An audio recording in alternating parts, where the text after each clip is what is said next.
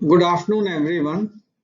Today we are going to discuss the last part of the Phillips curve, and in this part we are going to discuss two aspects. One regarding the shape of the short run and long run Phillips curve, and second, how the expectations influence the Phillips curve as well as the effect of expansionary fiscal and monetary policies on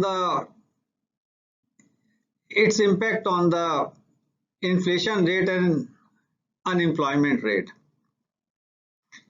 तो आज ये last lecture है Philips curve पे, और इस lecture में हम लोग दो चीजों पर ध्यान केंद्रित करेंगे। पहला ये कि अल्पकाल शॉर्ट रन में और लॉन्ग रन में दीर्घ काल में फिलिप्स कर्व का आकार कैसा है, और जो एक्सपेक्टेशंस ऑफ इन्फ्लेशन जो हमने लास्ट टर्न पे आपको बताया था, एक्सपेक्टेशंस ऑफ इन्फ्लेशन कैसे फॉर्म होती हैं, उसका प्रभाव फिलिप्स कर्व पर क्या पड़ेगा, और साथ ही जो सरकार की राजकोषीय नीतियां, फिस्कल पॉलिसीज हैं, और जो रिजर्व बैंक की या सेंट्रल बैंक की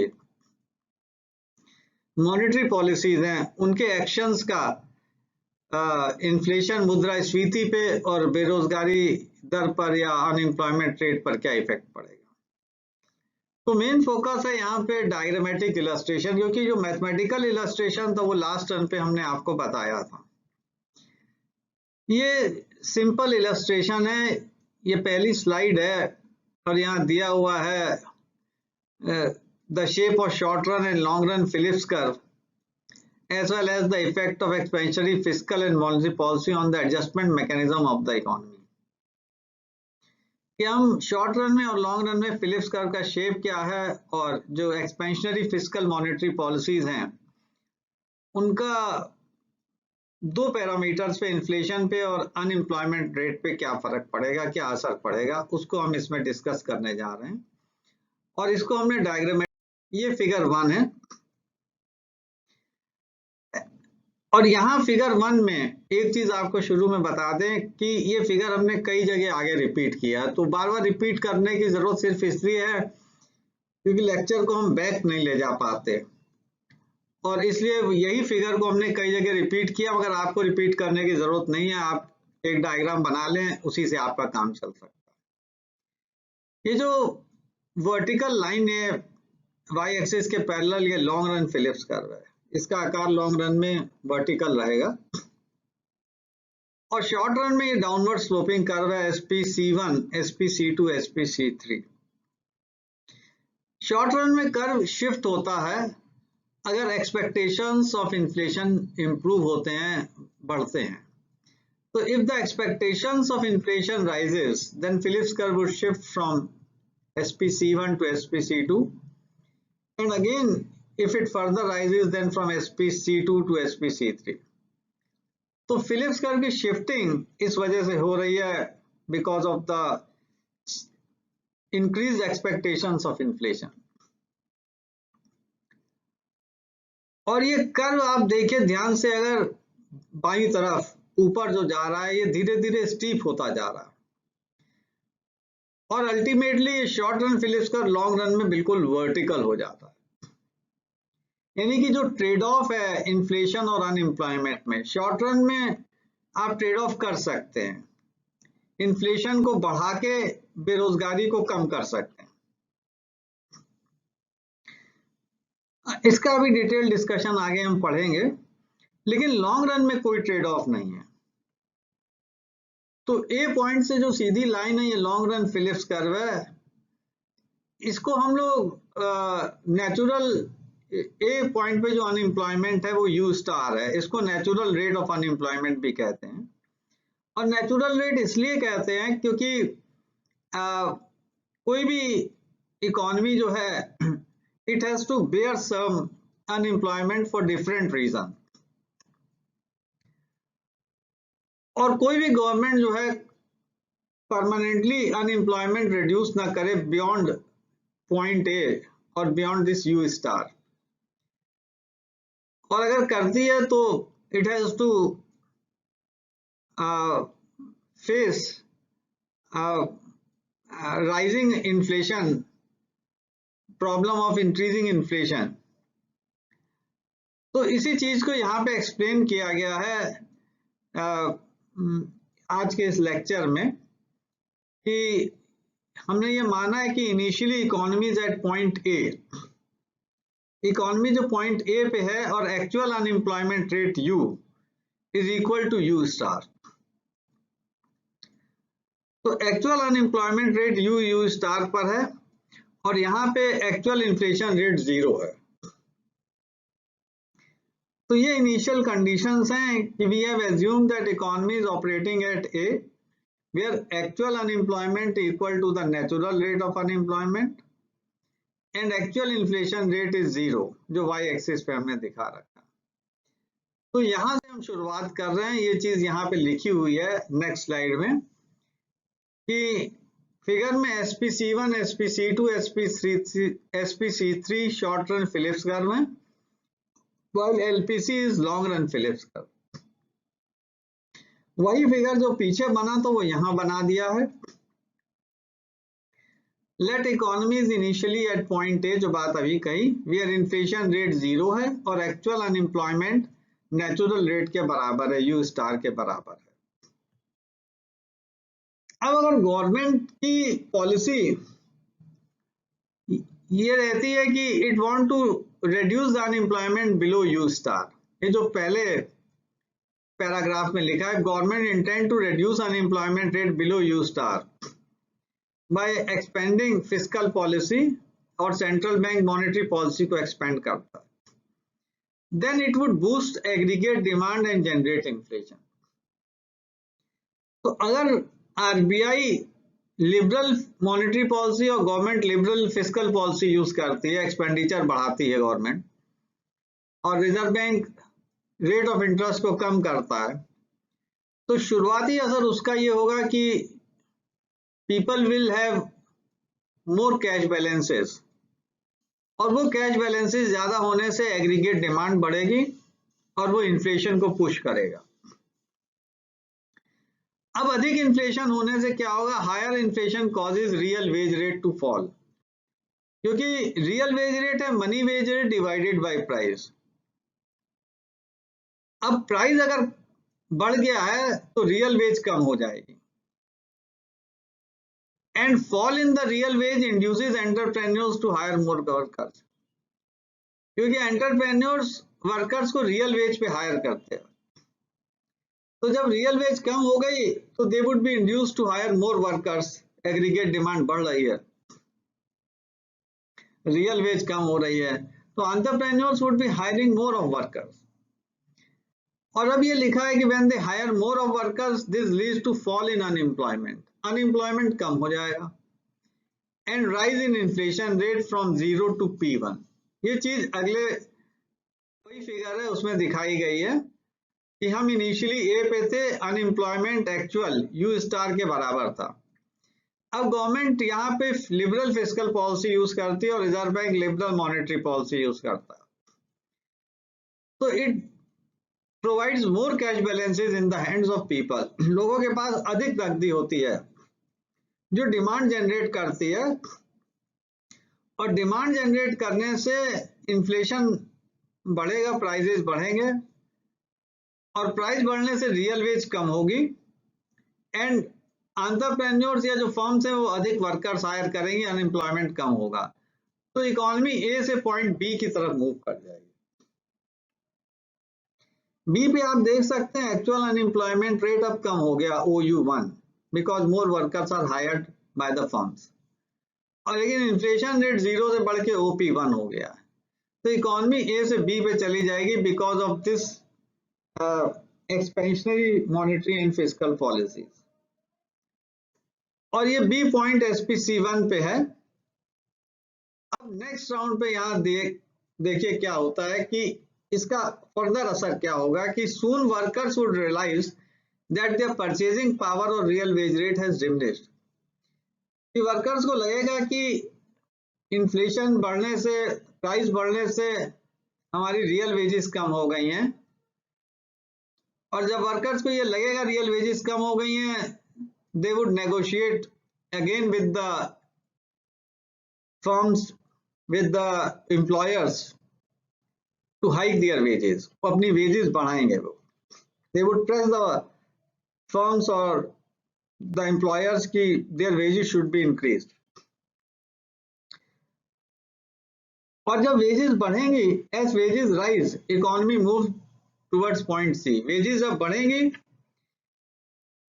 तो ऐसे में जो इकोनॉमी है वो बी से सी की तरफ मूव करेगी, where actual unemployment again coincide with the natural rate. यहाँ पे actual unemployment rate natural rate के बराबर आएगा। ये चीज हमने अभी पीछे डायग्राम में दिखाई थी। Movement from B to C is called virulent stagflation, as both unemployment and inflation rate rises. कि B से C का जो मूवमेंट है, इस पे इन्फ्लेशन रेट भी बढ़ रहा है और अनएम्प्लॉयमेंट भी बढ़ रहा है, क्योंकि U1 से हम U स्टार की तरफ जा रहे हैं। और लिखा है more over point C at C economy is at a higher short run Phillips curve. इस C पर हम higher short run Phillips curve पर हैं, SPC2 पे, यानी SPC1 से हम शिफ्ट करके SPC2 पे चल गए हैं, क्योंकि एक्सपेक्टेशंस ऑफ इन्फ्लेशन बढ़ गई हैं। जो वर्कर्स हैं वो ये समझ गए हैं कि हायर इन्फ्लेशन है, तो उनका एक्सपेक्टेशंस हायर इन्फ्लेशन की तरफ है, और एक्सपेक्टेशंस बढ़ने से ये शॉर्ट रन फिलिप्स कर्व ऊपर शिफ्ट कर गया। जब ये पहली बार ऊपर शिफ्टिंग हुई थी तो इकोनॉमिस्ट ने ये सोचा था कि it is because of greater participation of labour force, लेकिन वास्तव में ऐसा नहीं था। फ्रीडमैन ने ये बताया कि ये अधिक लेबर फोर्स पार्टिसिपेशन की वजह से नहीं है, but it is more because of higher expectations of inflation, and this higher expectations of inflation is because of the liberal policy, monetary and fiscal policy pursued by the government and the monetary authorities, mainly the RBI. इसी चीज को यहाँ दिखाया गया है कि A से जो B का मूवमेंट है, ये सरकार की लिबरल नीतियों की वजह से है। सरकार अधिक एक्सपेंडिचर कर रही है, रिजर्व बैंक ब्याज की दरें कम कर रहा है, तो इससे इन्वेस्टमेंट बढ़ा है, और इन्वेस्टमेंट बढ़ने से एग्रीगेट डिमांड बढ़ी है, और एग्रीगेट डिमांड बढ़ने से प्राइसेस बढ़े हैं। जब प्राइस बढ़ा है तो रियल वेजेस कम हो गई हैं, money wages divided by price, and because of increase demand more workers were hired by the firms. तो इकोनॉमी ए से बी की तरफ मूव कर गई, बट सून वर्कर्स ये रियलाइज करेंगे कि उनकी परचेजिंग पावर या रियल वेजेस कम हो गई हैं, तो they would press the employers, they would press the firms to hike their wages. और जब वेजेस बढ़ेंगी तो इकोनॉमी बी से सी की तरफ मूव करेगी। ये जो बी से सी का मूवमेंट है, यहाँ पे अधिक इन्फ्लेशन है और बेरोजगारी फिर से बढ़ने लगी जो कम हुई है। तो rising unemployment and higher inflation, इसको हम स्टैगफ्लेशन कहते हैं। तो बी से सी की तरफ जो मूवमेंट है उसे वायलेंट स्टैगफ्लेशन कहा जाता है। Economy will move back towards point C. अब ये जो सी है ये एक higher short run Phillips curve पे है, क्योंकि यहाँ पर इनिशियली हमारी एक्सपेक्टेशंस ऑफ इन्फ्लेशन 0 थी, लेकिन अब एक्सपेक्टेशंस ऑफ इन्फ्लेशन OP1 है, हायर इन्फ्लेशन है। तो इसलिए इकोनॉमी हायर एक्सपेक्टेशंस की वजह से शॉर्ट रन फिलिप्स कर्व 2 पे चली गई है। अब ये सी पर रहेगी तब तक जब तक मॉनेटरी पॉलिसी स्टेबल रहती है, लेकिन अगर मॉनेटरी पॉलिसी स्टेबल नहीं रहती तब ये पॉइंट सी होल्ड नहीं करेगा। अब यहाँ पे दो इंपॉर्टेंट पॉइंट्स है जो नोट करने वाले हैं पॉइंट सी पे। पहला, ये बहुत ध्यान देने की बात है, ये और बहुत इंपॉर्टेंट पॉइंट्स हैं, क्योंकि कई बार जब ऑब्जेक्टिव टाइप क्वेश्चंस आते हैं तो वहां पे ये चीजें पॉइंट नोट करने वाले हैं। 1, wage increase tend to lag behind price increase. कि वेज इंक्रीज बाद में होगा, पहले क्या होगा, प्राइस इंक्रीज होगा। इन्फ्लेशन होगा, हायर प्राइस होंगे और वर्कर्स तब प्रेस डिमांड करेंगे वेज इंक्रीज की।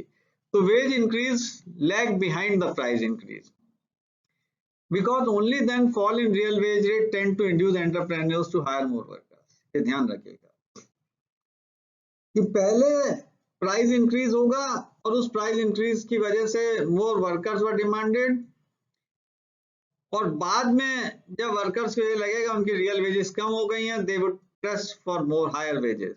तो wage increase lag behind the price increase.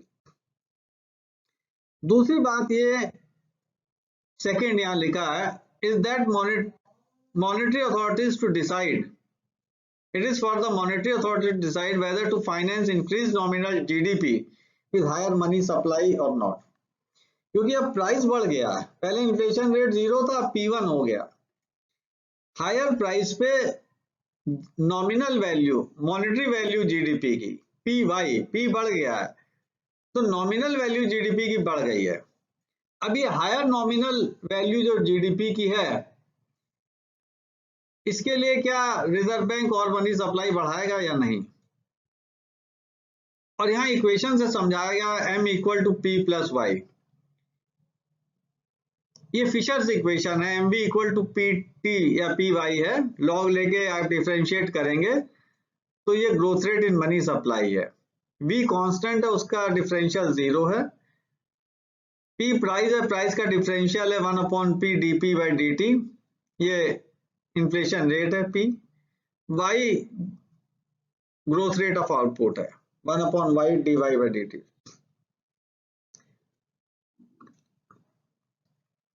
तो ये कोई equation m equal to P plus y नहीं है, फिशर्स इक्वेशन का लॉग लेके डिफरेंशियल है, और v 0 है क्योंकि कांस्टेंट है वेलोसिटी ऑफ मनी। अब ये P प्लस वाई जो है, ये नॉमिनल जीडीपी कहलाता है, growth rate of nominal GDP. It is called the growth rate of nominal GDP नहीं, growth rate of nominal GDP. मान लीजिए जीडीपी 5% से बढ़ रहा है, इन्फ्लेशन रेट मान लीजिए 3% है, तो 5 प्लस 3 8%। पहले P 0 था और Y 5 था, तो 5% से मनी सप्लाई बढ़ रही। अब क्या 3% से जो इन्फ्लेशन रेट बढ़ा है, तो क्या है, मनी सप्लाई को 8% से रिजर्व बैंक या सेंट्रल बैंक बढ़ाएगा? तो अगर higher nominal GDP is financed by higher money supply, तो प्राइस स्टेबल नहीं रहेगा। यहाँ लिखा है if money supply remains stable at this level the inflation rate stays at P। अगर मनी सप्लाई स्टेबल रहती है 5% पे, तो प्राइस स्टेबल रहेगा, और नहीं तो प्राइस जो है वो बढ़ेगा। और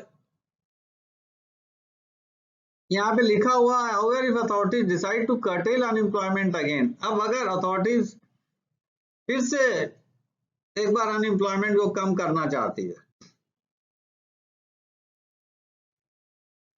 again by undertaking another round of expansionary economic policies, एक बार फिर से अगर अथॉरिटीज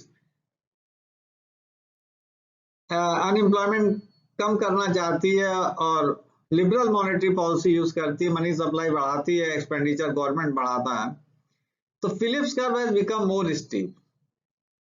यानी जो फिलिप्स कर्व है सेकेंड राउंड में, वो पहले वाले से अधिक स्टीप है, और वो ये बताएगा कि अगर मनी सप्लाई फिर से वो पुश करती है या एक्सपेंडिचर सरकार फिर से बढ़ाती है, तो आपकी बेरोजगारी उतनी कम नहीं होगी जितने पहले कम हुई थी। अगर उतनी कम करनी है तो हमें मनी सप्लाई और ज्यादा बढ़ानी पड़ेगी, या गवर्नमेंट एक्सपेंडिचर हमें और अधिक बढ़ाना पड़ेगा, तब उतना अनएम्प्लॉयमेंट कम होगा। क्योंकि जो शॉर्ट रन फिलिप्स कर्व 2 है, वो ऊपर की तरफ और स्टीप हो गया। तो अगर हमें उतना ही गेन चाहिए जितना पहले था, तो this time money supply has to be increased by more than 3%। Government expenditure has to be increased much more substantially than what it was earlier। और अगर गवर्नमेंट ऐसा करती है, once again it tries to curtail unemployment, economy would move from C to D and then from D to E। तो वो C से D पे जाएगी और फिर D से E पे जाएगी because of the same set of forces। अब यहाँ पे C से D लिखा हुआ है, कि अगर मनी सप्लाई बढ़ाती है, गवर्नमेंट एक्सपेंडिचर बढ़ाती है, तो सी से डी पे जाएगी। लेकिन अब की बेरोजगारी देखिए उतनी कम नहीं हो रही। अगर उतनी ही कम करनी है, वो इसलिए कम नहीं हो रही क्योंकि फिलिप्स कर्व ऊपर की तरफ स्टीप हो गया। तो आपको और अधिक मनी सप्लाई और एक्सपेंडिचर बढ़ाना पड़ेगा। और उसके बाद जब एक्सपेक्टेशंस ऑफ इन्फ्लेशन लोगों का बढ़ेगा, तो again economy will move from D to E, back to the natural rate. अब ई पे फिर से गवर्नमेंट को डिसीजन लेना है कि वो दोबारा मनी सप्लाई या एक्सपेंडिचर आगे बढ़ाना चाहती है कि नहीं बेरोजगारी कम करने के लिए। तो जैसे जैसे सरकार की नीतियां रहेंगी कि अगर बेरोजगारी कम की जाए थ्रू हायर मनी सप्लाई या हायर एक्सपेंडिचर, ये फिलिप्स का बहुत स्टीप होगा। और एक स्ट्रीम आएगा जब ये बिल्कुल वर्टिकल हो जाएगा, यानी there will be no trade off between unemployment and inflation rate, वो ट्रेड ऑफ ब्रेक हो जाएगा। इसीलिए एलपीसी वर्टिकल लाइन है और उसको कहते हैं, यहाँ पे यू स्टार को कहते हैं non accelerating inflationary rate of unemployment. Non accelerating inflationary rate of unemployment कि यू स्टार के बाद ये जो ट्रेड ऑफ है अनएम्प्लॉयमेंट और इन्फ्लेशन रेट में, ये ब्रेक हो जाएगा। और इसलिए कोई भी गवर्नमेंट जो है उसको इससे कम अनएम्प्लॉयमेंट रेट करने की कोशिश नहीं करनी चाहिए, क्योंकि अगर आप इन्फ्लेशन रेट को एक्सीलरेट करेंगे तो भी बेरोजगारी जो है परमानेंटली कम नहीं हो सकती, टेम्परली कम हो सकती, but it will move back to the long run Phillips curve. इसी चीज को हमने आगे और स्लाइड में स्पष्ट किया है। At point E there will be still higher and steeper Phillips curve, indicating continuous acceleration in the inflation rate, as long as authorities continue to persist to reduce the actual unemployment below the natural rate। कि जब तक government की कोशिश रहेगी you को you star से कम करें, तो शॉर्ट रन फिलिप्स कर्व ऊपर शिफ्ट होगा और वो स्टीपर होता जाएगा। यानी बहुत अधिक आपको इन्फ्लेशन रेट एक्सीलरेट करना पड़ेगा, तब वो बेरोजगारी उतनी कम हो पाएगी जितने लास्ट टाइम थी, वरना नहीं हो पाएगी।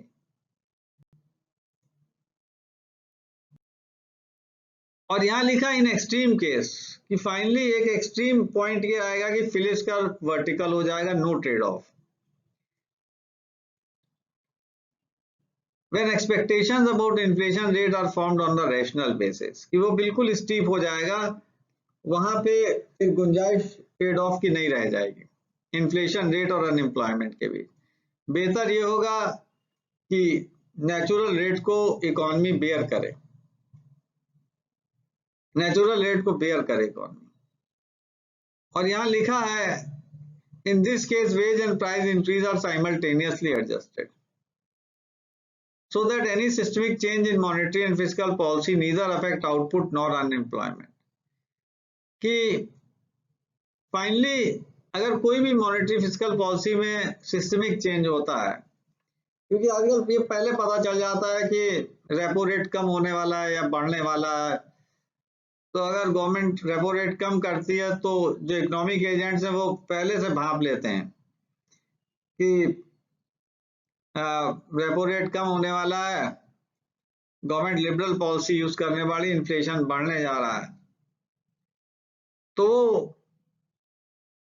उस एक्सपेक्टेशंस को अपने बिहेवियर में शामिल कर लेते हैं, यानी वो वेजेस बढ़वा लेते हैं। और इसलिए जो भी सिस्टमिक चेंज है मॉनेटरी फिस्कल पॉलिसी में, उसका असर अनएम्प्लॉयमेंट रेट पे नहीं पड़ेगा। तो वो चीज यहाँ पे लिखी है। लेकिन अनएंटिसिपेटेड चेंज है, अगर कोई अनएंटिसिपेटेड चेंज है मॉनेटरी पॉलिसी में या फिस्कल पॉलिसी में, तो उसका आउटपुट और अनएम्प्लॉयमेंट रेट पर प्रभाव पड़ेगा, अगर ऐसा कोई चेंज है जिसको हम पहले से प्रेडिक्ट नहीं कर पा रहे। यही चीज यहाँ पे दिखाई गई है कि परमानेंटली कोई भी गवर्नमेंट अनएम्प्लॉयमेंट को यू स्टार से कम नहीं कर सकती, और अगर कम करेगी तो इन्फ्लेशन को एक्सीलरेट करके ही कर सकती है। लेकिन उसकी भी लिमिटेशंस हैं, क्योंकि आप अगर इस पॉलिसी को रिकरिंग यूज करेंगे तो इन्फ्लेशन रेट एक अल्टीमेटली इतना बढ़ता जाएगा कि finally you have to settle at u star, आपको यू स्टार पे सेटल करना पड़ेगा, और वो जो ट्रेड ऑफ है अनएम्प्लॉयमेंट और इनवॉल्व ब्रेक कर जाएगा। तो लॉन्ग रन में फिलिप्स कर्व वर्टिकल है, और शॉर्ट रन में आप कुछ समय के लिए बेरोजगारी को कम कर सकते हैं नेचुरल रेट से थ्रू लिबरल पॉलिसी, वो भी अगर गवर्नमेंट जरूरत समझे तो। वरना अगर इकोनॉमी नेचुरल रेट पर है तो वहां पे वो अनएम्प्लॉयमेंट आपको बेयर करना पड़ेगा, क्योंकि लिबरल पॉलिसीज इन्फ्लेशन रेट को बराबर ट्रिगर करेंगी और इन्फ्लेशन रेट बढ़ता जाएगा। तो फ्रीडमैन का मेन ये कहना था कि लॉन्ग रन में it is better to control inflation, unemployment अपने आप कंट्रोल रहेगा, क्योंकि अगर इन्फ्लेशन कंट्रोल है और इन्वेस्टमेंट बढ़ता है तो वो अनएम्प्लॉयमेंट को चेक करेगा। लेकिन अगर इन्फ्लेशन रेट हाई है तो उस केस में इन्वेस्टमेंट उतना नहीं बढ़ाया जा सकता, और उसके बहुत से रीजंस हैं, क्योंकि आप ग्लोबली कॉम्पिटिटिव नहीं रहेंगे, हायर प्राइसेस हैं तो आपकी ग्लोबल कॉम्पिटिटिवनेस खत्म हो जाएगी, और वो इकोनॉमी के लिए भी हार्मफुल है बहुत हाई इन्फ्लेशन। इसलिए गवर्नमेंट हैज टू कंट्रोल, या RBI has to control inflation rate first and has to bear even if it is a higher natural rate of unemployment, ये उनका कहना था। इसीलिए जो फ्रीडमैन की पॉलिसीज थी उसमें यह था कि गवर्नमेंट इंटरवेंशन इकोनॉमी में मिनिमम हो, और सरकार का हस्तक्षेप इकोनॉमी में कम होता जाए, और इंग्लैंड ने इन पॉलिसीज को बराबर अपनाया 1980 से, और धीरे धीरे पब्लिक सेक्टर का रोल बहुत कम कर दिया, ताकि पब्लिक एक्सपेंडिचर अगर कर्टेल होगा तो फिर प्राइवेट इन्वेस्टमेंट अपने आप बूस्ट होगा, और जो क्राउडिंग आउट इफेक्ट है वो खत्म होगा। और इन्फ्लेशन को कंट्रोल करना ज़्यादा जरूरी है बनिस्बत अनएम्प्लॉयमेंट के, and once inflation is controlled economy will slowly take care of the growth and take care of the unemployment. उसी चीज को यहाँ पे डायग्राम में रिपीटेडली दिखाया गया है, और लास्ट में एक कॉरिजेंडम है, वो ये है कि जो पिछला लेक्चर था जिसमें हमने इक्वेशंस बनाई थी तमाम सेकंड लेक्चर में, उसमें इक्वेशन 11 में यहाँ प्लस साइन लग गया था, उससे गलती से हम माइनस साइन होना चाहिए जो लास्ट टर्म में, वही कॉरिजेंडम हमने यहाँ लिख दिया है, तो आप ठीक कर सकते हैं, बाकी कोई गलती नहीं है। माइनस साइन मुझसे ही गलती से रह गया था, तो I want you to correct it. इसका आगे कोई रोल नहीं है, क्योंकि n जब इन्फिनिटी को टेंड करेगा तो 1 minus lambda square n plus 1 0 हो जाएगा, टर्म वेनिश कर जाता है, लेकिन साइन जरूर करेक्ट कर लीजिएगा। तो ये 3 लेक्चर्स हैं, सेकेंड लेक्चर मैथमेटिकल इलस्ट्रेशन है, और थर्ड लेक्चर एक डायग्रामेटिक इलस्ट्रेशन है कि how expectations influence Phillips curve. तो इसीलिए एक्सपेक्टेशंस ऑगमेंटेड फिलिप्स कर्व है, एक्सपेक्टेशंस का क्या रोल है फिलिप्स कर्व में, और किस तरह से वो Phillips short run Phillips curve को इन्फ्लुएंस करती है, और किस तरह से long run Phillips curve vertical हो जाता है। और अगर स्टैगफ्लेशन है तो पहले इन्फ्लेशन कंट्रोल करना जरूरी है, अनएम्प्लॉयमेंट बाद में अपने आप क्योर होगा। और इन्फ्लेशन को कंट्रोल करने के लिए चाहे हमें स्ट्रिक्टर मॉनेटरी फिस्कल पॉलिसी अपनानी पड़े, we should use stricter monetary and fiscal policy, उससे घबराना नहीं चाहिए, क्योंकि फ्रीडमैन का ये असूल था कि whip inflation now, WIN, win, win मतलब विप इन्फ्लेशन नाउ, और इसका उल्टा कर दें तो NIW जैसे है तो W का भी उल्टा हो जाएगा M, और नो इमीडिएट मिराकल्स। तो जब तक हम इन्फ्लेशन को कम नहीं करेंगे तब तक इमीडिएट मिरेकल्स नहीं हो सकते। तो इसीलिए जब सेकेंड ऑयल क्राइसिस आई 79 से 82 के बीच में, स्टैगफ्लेशन जब दोबारा उभरा तो वर्ल्ड ओवर फ्रीडमैन की पॉलिसी यूज की गई कि इन्फ्लेशन को कर्व कीजिए, भले ही अनएम्प्लॉयमेंट थोड़ा बढ़ जाए, क्योंकि इन्फ्लेशन कर्व करने के लिए आपको गवर्नमेंट एक्सपेंडिचर कम करना पड़ेगा, आपको हायर रेट ऑफ इंटरेस्ट रखना पड़ेगा, तो उसकी वजह से बेरोजगारी थोड़ी बढ़ेगी, लेकिन वो बेयर करनी पड़ेगी। और एक बार इन्फ्लेशन कंट्रोल होगा तो धीरे धीरे इन्वेस्टमेंट इकोनॉमी में अपने आप बूस्ट होगा, क्योंकि एक बार लोगों की ये समझ में आ गया कि गवर्नमेंट एकोमोडेटिव नहीं है, इकोनॉमिक एजेंट्स की ये समझ में आ गया गवर्नमेंट एकोमोडेटिव नहीं है, इन्फ्लेशन को नहीं एकोमोडेट करेगी, तो वो हायर वेजेस प्रेस नहीं करेंगे, और हायर वेजेस प्रेस नहीं करेंगे तो आप हायर एक्सपेक्टेशंस नहीं होंगी, इन्फ्लेशन कर्व एक लोअर फिलिप्स कर्व पर ही रहेगा, तो इकोनॉमी विल ऑटोमेटिकली एडजस्ट और move back towards the normal level.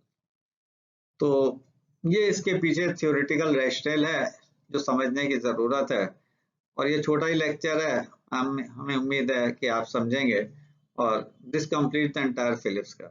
कोई और चीज अगर आपको समझनी है तो आप पूछ सकते हैं, और आप अपने एग्जाम की तैयारी कीजिए, they are around the corner now, my good wishes to you. अपना फीडबैक जरूर दीजिएगा ताकि हमें ये पता चलता रहे कि आपको लेक्चर पसंद आया या नहीं आया।